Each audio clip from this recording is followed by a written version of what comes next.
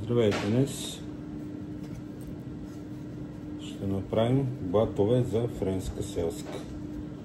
Първото нещо, което е добре умесено тестото, предварително е варено с мляко, сода, масло и яйце. Обръшняваме лекичко от двете страни и почваме да точим лекичко напред-назад. Завъртаме леко.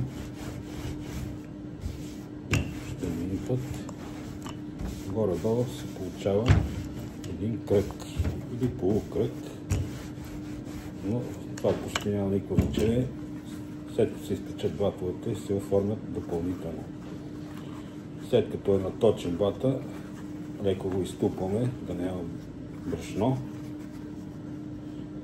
Оставяме така и следващото правим.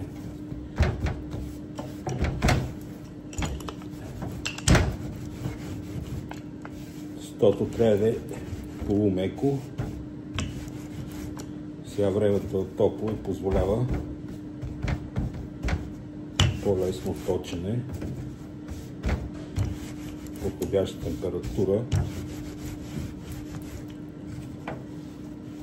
Бата се пече на около 5-6-7 минути, според зависи печката. Това е на около 180 градуса. Още се вика и се нарича медена торта по-руски. Понеже вече не сме руснаци, а сме западни, казваме френска. Изтупаме и следващото. Брашно трябва да има достатъчно, но не много, за да не стане много брашнен блата, а и по-малко ще се цапат уредите.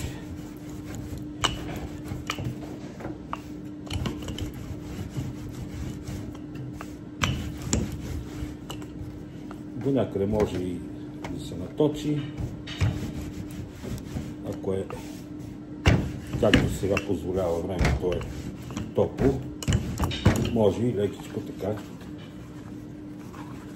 да го поразтегне и е готово. Виждате какво еластично се получава тестото. Идеално вафлички. Да. И почваме следващото.